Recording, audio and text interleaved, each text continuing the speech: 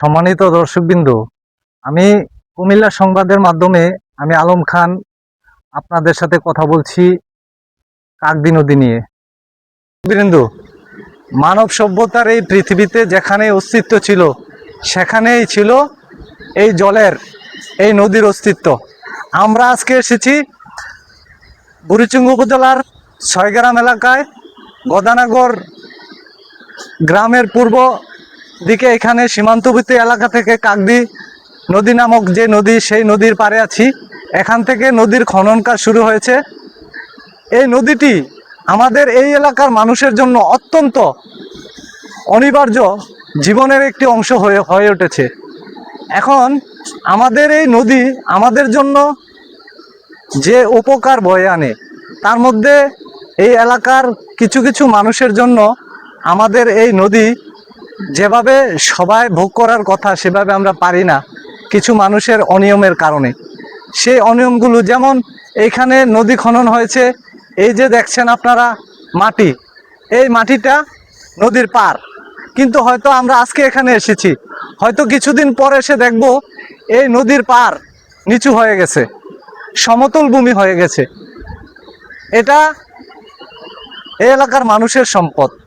এই নদী বাঁচিয়ে রাখতে হলে পার থাকতে হবে, ফসলি জমি এগুলো উপকৃত হবে, মানুষের হাঁটার রাস্তা।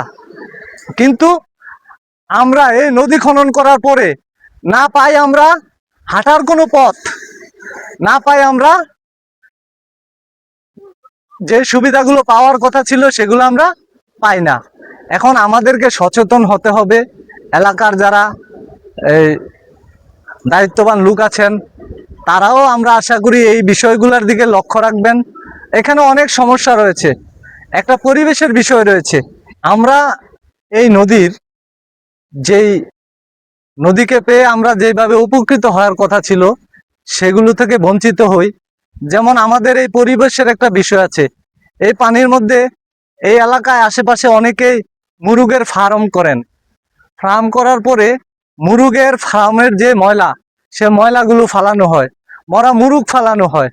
একটা প্রাণী মরেছে, একটা গরু মরেছে, একটা ছাগল মরেছে, সে ছাগল গরু এই জিনিসগুলো এখানে ফালানো হয়। এতে করে আমাদের পরিবেশ নষ্ট হয়। তারপরে এখানে মাছ ধরার কিছু কলা কৌশল আছে, নদীর মাঝখানে বাঁশের খোঁটা বসিয়ে রাখা, এই ধরনের বিভিন্ন বিষয় আছে। আমরা আশা করি এলাকার যারা সচেতন আছেন তারা সবাই এই বিষয়গুলোকে চিন্তা করবেন।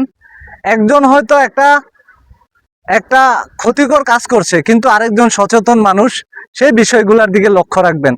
এই আশা নিয়ে আমরা আজকে এখানে এসেছি।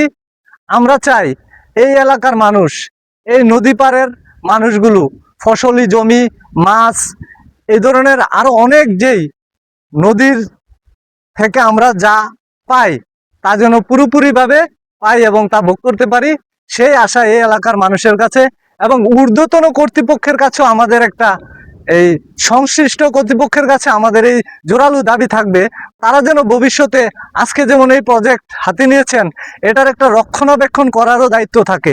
সে ব্যাপারেও আমরা আপনাদের কাছে জোরালো আবেদন রাখবো এই এলাকাবাসীর পক্ষ থেকে। ভবিষ্যতে আমরা যেন পুরোপুরিভাবে সুফল ভোগ করতে পারি, সেই আশাবাদ ব্যক্ত রেখে কুমিল্লার সংবাদ এর পক্ষ থেকে আপনাদের সকলকে জানাই আন্তরিক অভিনন্দন ও শুভেচ্ছা। সাথে থাকার জন্য ধন্যবাদ।